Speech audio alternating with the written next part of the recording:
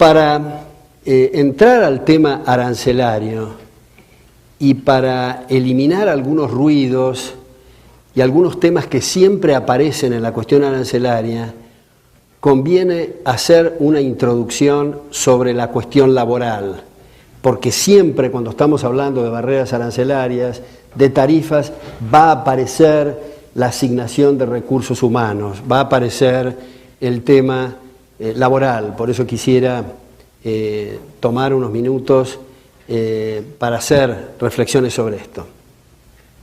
Me parece que lo importante de los recursos laborales, o lo que se ha dado en llamar la cuestión social, que es el flanco más importante, yo creo que se debate en economía en última instancia y está presente en casi todos los temas de análisis económico, debemos comenzar por lo siguiente, decir que ese recurso, el recurso humano, es el recurso por excelencia, no porque se trate del ser humano, o no solamente porque se trate del ser humano, sino principalmente el recurso por excelencia porque no se puede concebir la producción de ningún bien ni la prestación de ningún servicio sin el concurso del trabajo. Nada se puede concebir sin el trabajo. Entonces, ¿por qué estudiamos economía? ¿O por qué se estudia economía, sea en Derecho, Law and Economics, o sea en Economía, Análisis Económico? Bueno, porque los recursos son escasos. Si hubiera de todo para todos todo el tiempo y las cosas crecen en los árboles, no estaríamos hablando de economía, ni estaríamos hablando de precios, ni de asignación de recursos, ni tendría sentido aquello del despilfarro o el derroche de capital. Es porque los recursos son escasos y hay que aprovecharlos. Entonces decimos, el recurso por excelencia es el trabajo. Entonces, ¿qué diablos es eso del desempleo? ¿Cómo puede ser que estemos diciendo que es el recurso por excelencia y que nada se concibe sin el concurso del trabajo, porque no se puede prestar ningún servicio ni producir ningún bien sin el trabajo, y al mismo tiempo estamos diciendo que sobra aquello que estamos diciendo que es escaso? Por el principio de no contradicción, o es escaso o sobra. Hay algo que tenemos que aclarar en este razonamiento. Y me parece que la forma de precisarlo y la forma de aclararlo es la siguiente. Y es decir, que cuando los arreglos contractuales entre las partes son libres y voluntarios, nunca, bajo ninguna circunstancia, no importa el grado de pobreza más brutal o de riqueza más exorbitante, nunca sobra aquel factor que es escaso. O sea, nunca hay desempleo. ¿Desempleo de qué tipo? Desempleo involuntario, porque el desempleo voluntario, el individuo que no le da ganas de trabajar, el individuo que está de vacaciones, que vive de renta, que se está rascando, ese no es el problema. El drama, la tragedia del desempleo es aquel que ofrece sus servicios y no encuentra dónde hacerlo. Ese desempleo es involuntario. Bueno, estoy diciendo que nunca, bajo ninguna circunstancia, sobra aquel factor que es escaso si los arreglos contractuales son libres y voluntarios. Nosotros nos podemos imaginar que todos los que estamos en este cuarto llegamos como náufragos a una isla y en la isla no hay nada. Cuando llegamos a esa isla, seguramente no vamos a decir, como no hay fuentes de trabajo, podemos descansar. Nos vamos a dar cuenta que no nos alcanzan las horas del día y de la noche para trabajar si queremos sobrevivir. Entonces, ¿cómo vamos a trabajar? Bueno, uno se subirá a los árboles a buscar cocos, el otro pescará, el otro, en fin, y los intercambios cocos, pescados, en fin, son las relaciones contractuales entre las partes. Nadie está desempleado. Bueno, puede decir alguien, pero los ingresos de la gente, de esa gente, van a ser muy bajos. Si la situación es paupérrima y si en la isla no hay ninguna fuente de trabajo. Sí, es cierto, los salarios van a ser muy bajos, pero ese es otro tema. Quiero subrayar, el tema de los salarios es otro tema. Es el tema, es el más importante, enseguida vamos a ver, pero estoy hablando solo del empleo acá. Y estoy diciendo que no hay sobrante de aquel factor que es escaso, donde los arreglos contractuales son libres y voluntarios. Ahora, supongamos que llego yo a esa isla y yo he estudiado 20 años para ser doctor en física nuclear, y les digo a ustedes, miembros de esa isla, ofrezco mi servicio como doctor en física nuclear, y ustedes me dicen, nosotros no sabemos qué es doctor, ni qué es física, ni qué es nuclear. Necesitamos a alguien que are la tierra con las uñas eventualmente, o que se suba, como dije, a buscar cocos.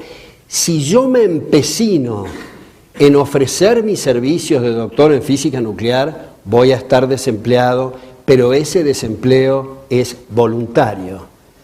Cuando estamos hablando de arreglos contractuales, de cooperación social, de arreglo entre las partes, estamos diciendo que yo ofrezco mis servicios profesionales según lo que... ¿Se puede bajar un poco el aire? Porque hay mucho aire acá. Mis servicios profesionales según lo que ustedes crean que yo sirvo. Yo no me tengo que encaprichar en decir lo que ustedes tienen que necesitar de mí. El asunto es lo que ustedes necesitan, no lo que yo tengo en mi cabeza. Vamos a poner otro ejemplo, en vez de doctor en física nuclear, digamos, una profesión que inventamos que se llama el cuchicuchi. Yo les ofrezco ahora mi servicio profesional de cuchicuchi. Ustedes me dicen, ¿de qué diablos está hablando este tipo? Yo puedo seguir ofreciendo eso y tengo todo el derecho de hacerlo, pero mi desempleo va a ser voluntario.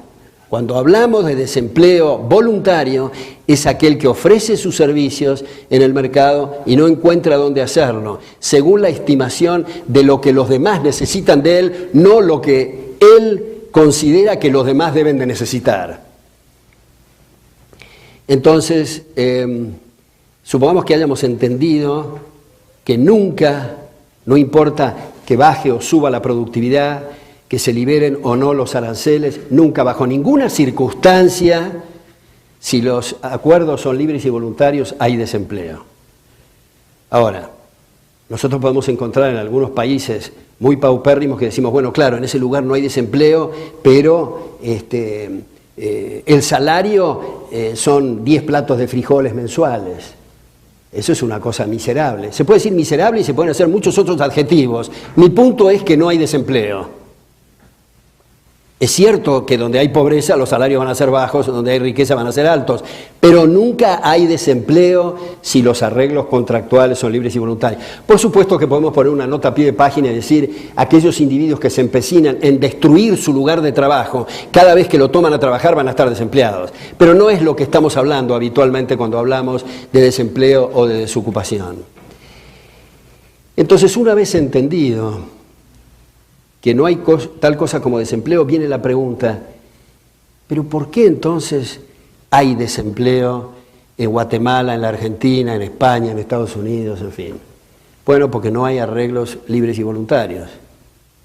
Porque aparece aquella figura absurda, devastadora, que se ha dado en llamar las conquistas sociales.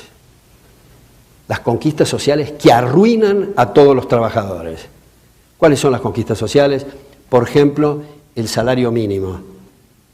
Por ejemplo, vacaciones, aguinaldos, indemnizaciones, salarios por lo que hacemos en la cama a la noche, es decir, salario familiar, y otras cosas.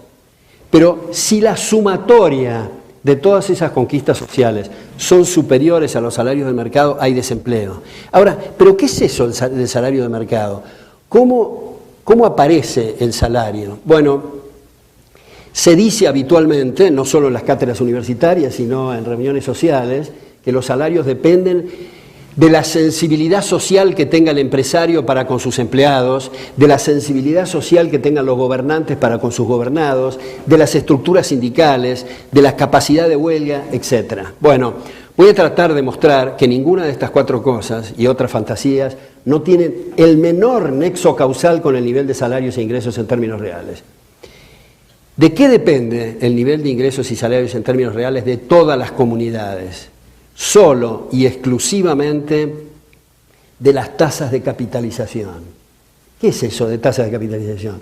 Son equipos, instalaciones, maquinarias, ideas aplicables a los procesos que requiere el mercado, que aumenta la productividad de la gente. Esto es, No es igualmente productivo arar con las uñas que arar con un tractor. No es igualmente productivo pescar a cascotazos que pescar con una red de pescar. La red de pescar y el tractor son equipos de capital. Y el equipo de capital, la inversión per cápita, digamos, hace que los salarios e ingresos en términos reales sean mayores. Cuando un pintor de brocha gorda de La Paz, Bolivia, se muda a Houston, Texas, gana 200 veces más. ¿Qué pasó ahí? Con sus mismas virtudes, sus mismos defectos, la misma pintura, el mismo pincel, gana 200 veces más. ¿Es que el empresario en Texas es más generoso? ¿Es que es más agarrado el boliviano? No, puede ser al revés. Puede ser más generoso el boliviano y más agarrado el texano. Pero las tasas de capitalización en Texas obligan a que los salarios e ingresos en términos reales sean mayores. Por eso es que en países de altas tasas de capitalización no hay tal cosa como servicio doméstico, como mucamas en general, Estados Unidos, Canadá, en fin. ¿Es el ama de casa que no le gusta tener servicio doméstico? No, porque no puede. ¿Por qué no puede? Porque los salarios son tan altos debido a las tasas de capitalización que no amerita sacar un gerente de Kodak para que limpie el piso y pagarle $8.000 mensuales. Es típico observar en países muy pobres, por ejemplo un país africano, donde un fulano se hace abanicar a la hora de la siesta por 10 personas. Pero si esa persona se muda a Nueva York y sigue con su manía de que lo abaniquen a la hora de la siesta, tiene que pagar, como digo, $5.000 la abanicada, y eso sale muy caro. Y eso no es un problema de bondad o de maldad o de querer o de decreto, es simplemente por las tasas de capitalización. Entonces, por eso se vincula tan estrechamente la economía y el derecho. Las tasas de capitalización en economía van a hacer subir los ingresos y salarios en términos reales. ¿De qué depende que haya más tasas de capitalización? De los marcos institucionales, de las estructuras jurídicas, del respeto a los derechos de propiedad, del respeto en última instancia a las libertades de las distintas personas. Entonces, eso hace de foco de atracción para aumentar las tasas de capitalización. Ahora, tratemos de ilustrar esto de otra manera, mirarlo desde otro costado, digamos. Supongamos que el atril ese, el podium ahí, sea un país y viene capital de afuera. Supongamos que en ese país tenemos que hacer dos supuestos importantes. En ese país hay libertad en el mercado laboral, o sea, hay pleno empleo, pero están ganando, no sé, qué sé yo, 500 quetzales mensuales, o en fin. Primer supuesto. Segundo supuesto, si alguien que va a invertir va a visitar al gobernante para pedirle un privilegio, el gobernante no se lo va a otorgar. Si va a pedir permiso, esos departamentos absurdos que ustedes habrán visto que existen en los gobiernos, departamentos de inversiones extranjeras y otras idioteces, digamos, en lugar de tratar de obtener ese permiso, el gobernante dice, mire, discúlpeme, usted enfréntese a la gente, si usted vende algo útil va a ganar y si no va a perder, pero yo no puedo hacer nada y además el café que estamos tomando lo tiene que pagar usted porque no se lo puedo pasar al contribuyente. Bueno, supongamos que hay esos dos supuestos y ahora viene capital de afuera. En realidad cuando digo viene de afuera es solo para ilustrarlo de forma más didáctica, pero si se forma capital interiormente, de ahorro interno, el efecto es el mismo. Digamos, se ilustra mejor si digo viene capital de afuera. ¿Qué tiene que tener en la cabeza ese capitalista? Solo una cosa, esto es servir al capital, tener un mayor retorno sobre la inversión. Si empieza con otras ideas fantasiosas, en la primera asamblea de accionistas van a prescindir de sus servicios. Tiene que tener la idea que quiere servir el capital.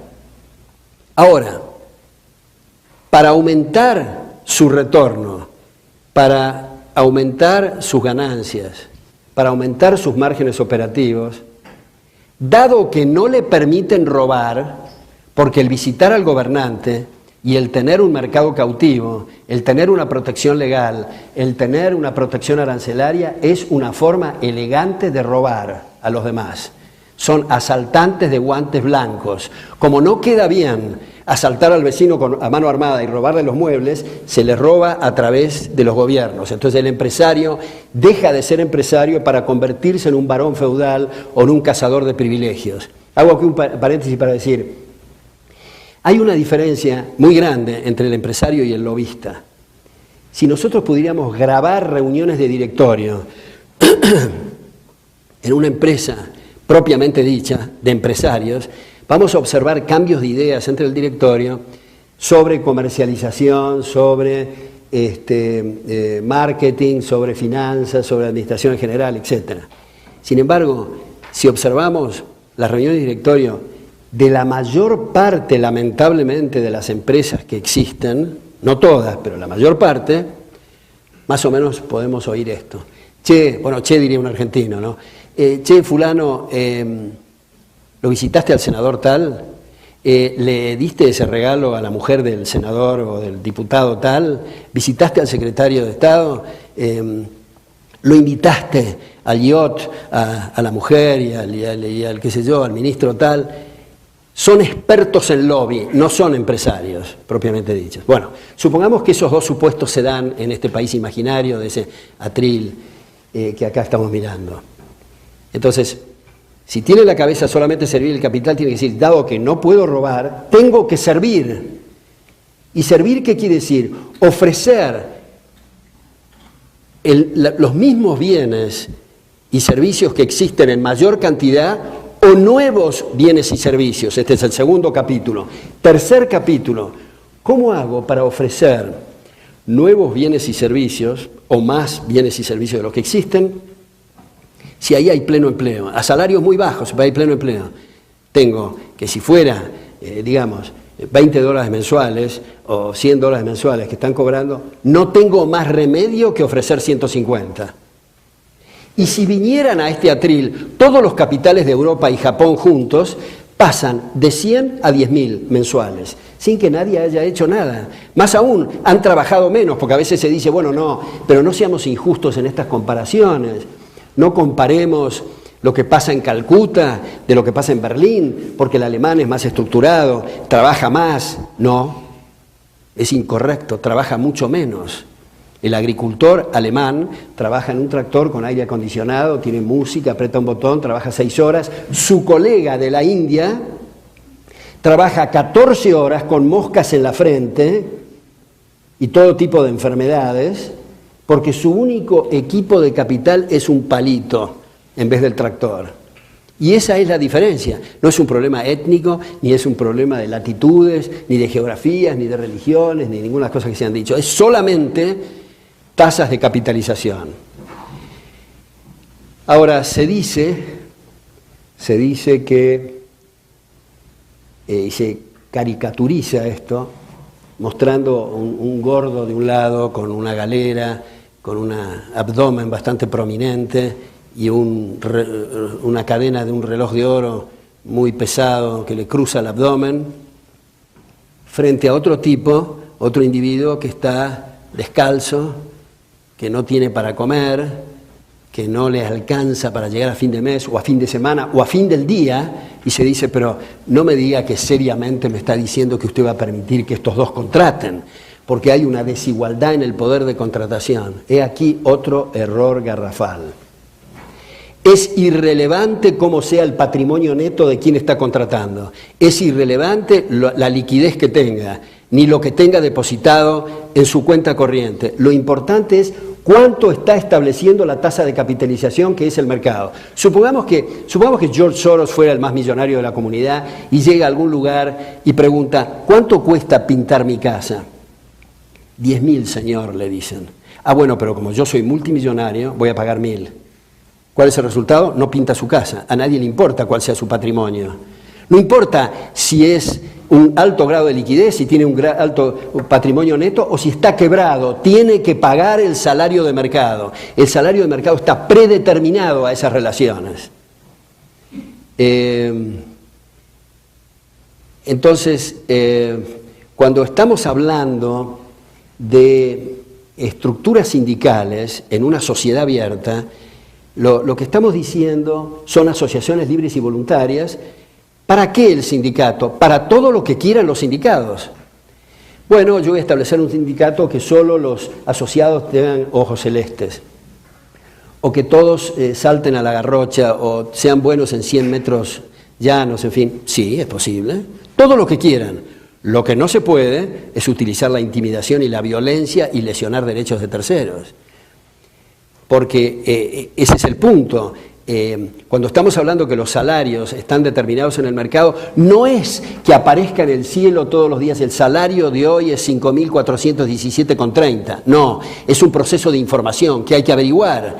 Y eso pueden servir, para eso y muchas otras cosas, los sindicatos para proveer esa información. Aunque tampoco es una cosa muy complicada, ¿no? Porque, digamos, si no, prueben ustedes o sus padres que tomen una secretaria pagándole la mitad del salario de mercado y vean si la secretaria les dura hasta la hora del almuerzo, porque ya se enteró lo que es el salario de mercado. Entonces, no es un problema de generosidad. Cuando vemos campañas electorales, yo les prometo dar y el nivel de vida, todo eso son mentiras, son trampas, son insultos a la inteligencia, digamos. Porque, digamos, no es un tema de que alguien tenga sensibilidad social, porque realmente yo diría que si se puede resolver el tema de la gente por un decreto, no seamos tan mezquinos de proponer un aumento masivo de salarios del 40%. Propongamos un aumento de 3 billones% para hacernos todos millonarios de entrada. ¿Por qué andar con cositas chicas? Es que lamentablemente, si los salarios se ponen a un nivel superior a los del mercado, hay desempleo. Los primeros desempleados son los que más necesitan trabajar. El gerente general, el gerente de finanzas, el gerente de personal, eventualmente no se entera del problema porque el salario mínimo y las llamadas conquistas sociales no sobrepasaron su salario. Ahora, si las conquistas sociales sobrepasan su salario, sí se entera porque él se queda sin trabajo. Vamos a suponer que el gobernante actual en Guatemala, en un acto de extrema generosidad y de mostrar un gran corazón, sugiere un decreto en el cual se pongan $50.000 mensuales para todos los que trabajan, y supongamos que el poder de policía funciona bien, o sea, nadie puede contratar abajo de $50.000. ¿Qué es lo que hizo este gobernante? Condenó a todos los guatemaltecos a la inanición, a morirse por inanición. Ahora, las conquistas sociales generalmente no son de $50.000. Un poco que pasen sobre las tasas de capitalización y los salarios de mercado hacen que los marginales, los que más necesitan trabajar, los que están siendo miserablemente explotados en la dialéctica y en la retórica, diciendo que es para ellos todo lo que se está haciendo, a ellos se los condena a no trabajar. Yo creo que un buen ejemplo de esto es lo que ocurre en Estados Unidos. Por ejemplo, en el este hay una dosis grande de desempleo. En el oeste, la proporción mayor de los trabajadores, o una gran proporción por lo menos, son trabajadores ilegales. Trabajadores ilegales que muchos de ellos son analfabetos en inglés, muchos de ellos también analfabetos en castellano, o sea, analfabetos absolutos, que comparados con sus colegas del este, que están desempleados, ellos no están desempleados. ¿Por qué? Porque están trabajando al salario de mercado. Y porque si impugnan su salario y dicen que esto no va con las conquistas sociales, son deportados. Están trabajando al salario de mercado.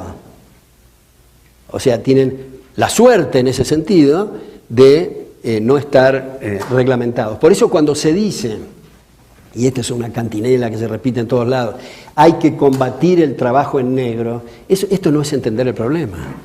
Los que trabajan en negro, o sea, los que no declaran fiscalmente su relación laboral, no lo hacen porque les divierta, lo hacen porque si se ponen en blanco, los impuestos al trabajo son de tal magnitud que se quedan desempleados.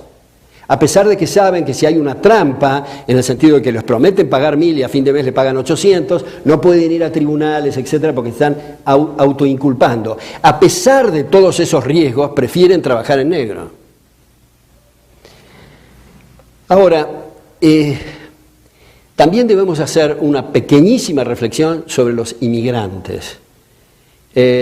A los inmigrantes se los ha utilizado como pantalla para el llamado proteccionismo, que ahora enseguida vamos a ver. Pero En realidad, en este sentido remito, porque es más rápido esto, a Julian Simon, Population Matters, lo recomiendo mucho, donde muestra que el inmigrante generalmente, que va con una mano atrás y otra adelante, tiene mucho más flexibilidad y movilidad laboral que los nativos, está dispuesto a hacer trabajos que los nativos no están dispuestos a hacer, tiene mucho menores índices en general de delincuencia a pesar de lo que se dice, tiene muchos mejores niveles de grading, ¿cómo se llama?, de puntaje y de calificaciones en las universidades, etc. Ahora, es cierto que hay como una bomba de tiempo con los inmigrantes, dado que existe aquella contradicción en términos llamado Estado benefactor, que muchos inmigrantes se prenden al sistema, o sea, cosas llamadas gratuitas. There's no such thing as a free lunch, como decía Milton Friedman, no hay tal cosa como gratuita, lo está pagando otro, pero digamos, están contribuyendo a crear un agujero fiscal en el país a donde emigran. Pero esto se resuelve muy fácilmente para no usar ese pretexto, y es prohibirle a los inmigrantes que utilicen esos llamados beneficios del welfare state y que tampoco se les cobre para aportar para ese welfare state, no se les descuente del fruto de su trabajo. O sea, son como a muchos nos gustaría ser, hombres libres. Esto es, que no los obliguen a aportar aquella fantochada que se ha dado en llamar seguridad social, que es la inseguridad antisocial más grande que se pueda concebir, las estafas más brutales, digamos, con aportes jubilatorios y otras cuestiones. En aportes jubilatorios estatales, estoy seguro que ustedes saben que no es necesario uno ser un experto fiscal, ni ser un actuario, ni saber de interés compuesto para ver lo que son las estafas, si uno relaciona lo que han aportado la gente y lo que reciben. Ahora podemos, me parece, finalmente, hacer una reflexión sobre el tema arancelario. A mí personalmente me encanta estar en distintos lugares, por ejemplo en la Universidad Francisco Marroquín, pero reconozco que tengo un problema, tengo varios, pero en fin, un problema psicológico muy grave, y es lo que me ocurre en las aduanas. Migraciones y las aduanas no lo puedo soportar psicológicamente porque me hace mal. Me hace mal aunque a mí no me revisen las valijas. Si hay una señora delante mío que le abren las valijas y ponen a la exposición de todos los demás su ropa interior y todo lo demás, me parece un vejamen horrible, y me quedo paralizado cuando la señora, después que la vejan, dice muchas gracias al tipo de la aduana. ¿Y para qué son los vistas de aduana? En todas partes del mundo, no es solamente Guatemala, en la Argentina, en New York, en fin. Son para una de dos cosas. Le están transmitiendo a la persona: no vaya usted a traer algo mejor y de más bajo precio porque puede perjudicar gravemente a sus congéneres. Primero. Segundo, cohecho. Solo esas dos cosas son las razones de los vistas de aduana. Ahora, ¿qué significa tener una llamada protección? Que es, subrayo, una desprotección enorme a los consumidores, una protección a varones feudales, a pseudoempresarios, a cazadores de privilegios que pueden vender en el mercado local cosas más caras y de peor calidad. ¿Qué ocurre cuando permite un país entrar bienes y servicios de mejor calidad y más bajo precio? Bueno, es lo mismo que si se hubiera inventado un aparato que aumenta la productividad. Mejor calidad y precios más bajos. O sea, que si estábamos gastando 500 en el producto hecho localmente y ahora gastamos 100 con el producto que viene de afuera, liberamos 400 para hacer otras cosas. ¿Qué otras cosas? Bueno, si los recursos son escasos y las necesidades son ilimitadas, quiere decir que siempre hay otras cosas por hacer. Y si no hubiera ninguna otra cosa por hacer, estaríamos en Jauja y en el paraíso, pero ese no es el caso. Entonces, se liberan 400 para hacer otras cosas. Ahora tenemos ese bien más las otras cosas. En el caso del llamado proteccionismo tenemos solamente ese bien. Y ya hemos visto el tema laboral, así que no digamos qué pasa con las fuentes de trabajo, no. Se liberan recursos humanos y materiales para destinarlo a otras áreas. Entonces, ¿cuál sería la política desde el punto de vista arancelario. Yo creo que lo peor es lo que se ha llamado el gradualismo. Esto es darnos cuenta que es más conveniente tener productos más baratos y de mejor calidad, pero hacerlo gradualmente a esto. Gradualmente quiere decir que estamos postergando los beneficios. Y no hay tal cosa como los derechos adquiridos. Esto, en este contexto, no hay tal cosa como derechos adquiridos. Es decir, que un empresario diga, bueno, pero yo me adapté, a la situación anterior, según las leyes vigentes, hice todas las instalaciones y las inversiones, y resulta que ustedes me levantan los aranceles. Quiero poner un ejemplo muy extremo para ilustrar esto, muy extremo y muy violento. Supongamos que después de Hitler los operadores de las cámaras de gas dijeran, bueno, nosotros que alegamos derechos adquiridos, queremos mantener esta situación porque nosotros nos adoptamos a la legislación hitleriana. Bueno, es lo mismo, solo que referido en lugar de las vidas de las personas, y en muchos casos va a las vidas también, al caso de este llamado proteccionismo. Entonces, el eliminar aranceles, no tener aranceles bajos, eliminar todos los aranceles, esto hace posible que la productividad local pueda asignarse a recursos del exterior. Ahora, supongamos que el país en cuestión sea un país de brutos totales para todo, o sea, son ineficaces en todo. Ese país de brutos no tiene nada que preocuparse con arancel cero porque no va a poder importar nada, porque el que no exporta no importa. Igual que nosotros, si no vendemos nuestros bienes, no podemos comprar. Entonces, pero si hay alguien que se levanta inteligente en ese país de brutos y produce algo con que puede importar un tractor, no le pongan aranceles a ese tractor para poder importar las ruedas del tractor solamente.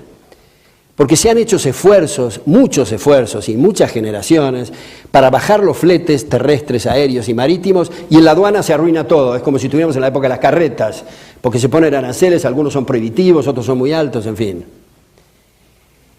Entonces, el punto es ver, me parece, que lo ideal es tener balances comerciales muy desfavorables. Lo ideal es comprar y comprar del exterior y no vender nada. Pero lamentablemente eso no puede ser. Igual que nosotros. A mí personalmente me gustaría, me encantaría, confieso, y seguramente a ustedes también, comprar todo lo que existe en el mercado sin tener que vender nada. Pero tenemos dificultad en que nos regalen solo para el día de nuestro cumpleaños y algunos no nos regalan. No podemos pretender que todo el mundo nos regale todo el tiempo. Entonces no hay más remedio que exportar, o sea, vender, para poder importar. La exportación es el costo de la importación, el objeto es la importación.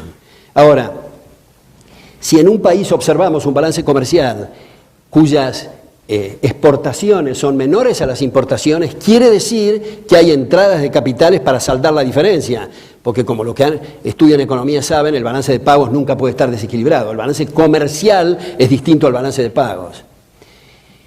Ahora, para esto se requiere, desde luego, tipo de cambio libre.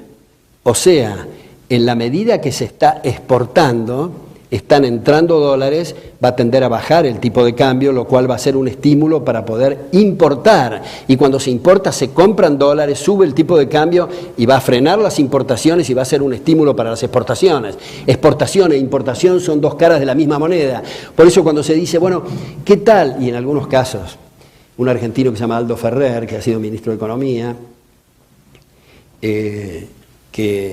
cuyo título del libro es Vivir con lo nuestro, una cosa absolutamente cavernaria, es colega mío en la Academia de Ciencias Económicas, digamos, lo que está proponiendo es crear estímulos a las exportaciones y bloquear las importaciones. Pero esto es un imposible económico. Porque supongamos esto, supongamos que se haga esto, y es decir, se prohíben las importaciones y se decide abrir y estimular las exportaciones. Entonces vamos a poner un exportador de bicicletas, que está exportando bicicletas. y el precio en Canadá o en otras partes son, digamos, $200. Exporta la primera bicicleta, trae dólares y ya con la venta del primer dólar baja un poquito el tipo de cambio. Otro exportador y otro y otro y otro de la bicicleta hasta que el tipo de cambio empieza a bajar de tal manera que lo saca de competencia. Es decir, los costos son mayores a las ventas. O sea, el exportador necesita del importador porque es quien demanda dólares. Entonces son dos brazos de la misma operación. Ahora, para no alargar mucho este asunto, quisiera señalar dos puntos más. Uno es las llamadas integraciones regionales. Las integraciones regionales, o sea, teóricamente es bajar las barreras aduaneras en una zona de determinados países, es un pretexto porque no se entendió todavía la ventaja de abrirse al mundo. ¿Por qué limitarse Guatemala a tener aranceles bajos con Nicaragua cuando lo que le interesa es tener aranceles bajos con Japón o con Francia? Bueno, se dice, es un primer paso. Bueno, hace 200 años que estamos con el primer paso. Y a veces ni siquiera es un primer paso, como el caso del llamado Mercosur. Brasil, por ejemplo, tuvo que aumentar sus aranceles a la electrónica debido a que había que compatibilizarlo con la zona. Entonces, el punto es integrarse al mundo. Pero ¿qué tal si el resto del mundo no baja aranceles? Bueno, supongamos que todos prohíben las importaciones de Guatemala.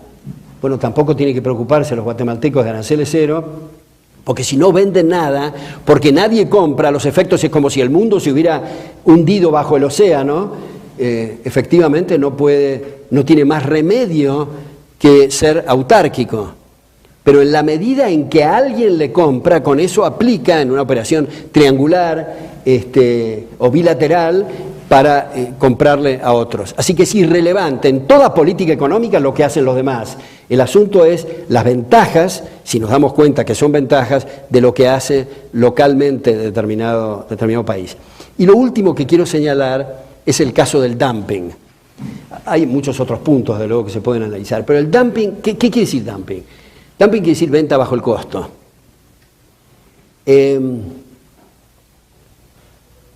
Y acá hay que hacer varias reflexiones para enfocar el dumping. Uno, cuando una empresa está quebrada, o está en pérdida, o está en la franja del rojo, digamos, está haciendo dumping.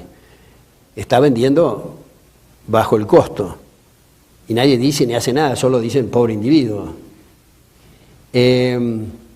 Cuando en el sistema contable se usa el costeo directo, o sea, se separan los gastos estructurales y solo van los costos directos al producto, hay muchos productos que si se le aplica la sumatoria total de los costos, o sea, se le distribuyen los gastos fijos, están en rojo. Pero no importa, porque lo importante es que tenga una contribución marginal ese producto, y esa es la ventaja del costeo directo, y multiplicado por cierta cantidad va a dar beneficios, y esa es la ventaja, digamos, del costeo directo. Pero ¿qué tal el individuo cuyos, supongamos, haya 100 de demanda, 100 de oferta, el precio es 40 en un grupo X de competidores de un producto Z? 40 es el precio, 100 la demanda, 100 la oferta. Y ese individuo un día dice, voy a vender a 3.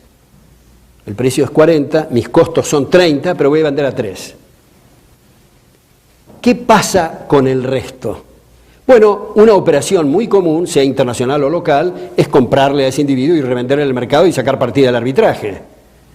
O sea, está haciendo de un gran benefactor el que hace dumping. Y si no se pudiera comprar y revender porque son productos tailor-made, una turbina para un avión o lo que fuera, si nosotros decimos hay 100 de oferta y 100 de demanda, el precio es 40 y está vendiendo a 3, los competidores van a esperar que el que vende a 3 liquide su stock para seguir al precio de mercado. y no pasó nada. Ahora la gente en un examen, una pregunta de examen típica es este asunto del dumping, se le dice, bueno, pero ¿qué otra maniobra puede ser el dumping? Y siempre, generalmente el alumno dice, bueno, vende a 3 en una cantidad supuestamente infinita. No, pero ese no es el ejemplo. Es 100 de oferta, 100 de demanda. Una vez que vende su cuota, desapareció. Ah, no, pero ¿qué tal si expande su producción? Ah, bueno, si expande su producción estamos en otro ejemplo. Quiere decir que hace inversiones en plantas para expandir su producción y ya no es oferta y demanda 100, sino se expandió la producción de tal manera que hizo que el precio fuera 3. Bienvenido para el consumidor. Pero apenas se haga el vivo esa persona y trate de contraer de nuevo para obtener las ganancias del dumping, va a abrir las puertas para este arbitraje que señalo, ¿no?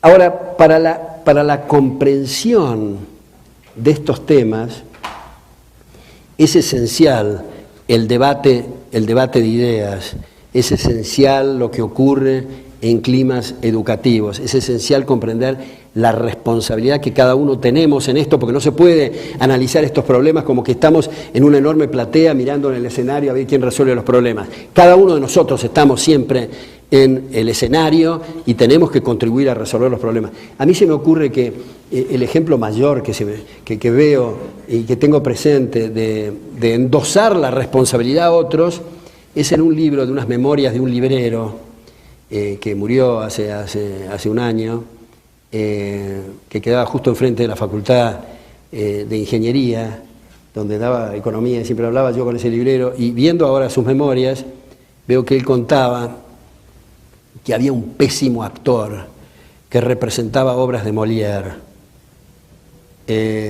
Y después de la representación le tiraban tomates y le gritaban y le silbaban, y el individuo decía, mi Dios, ¿qué tiene este pueblo contra Molière? Bueno, muchas gracias.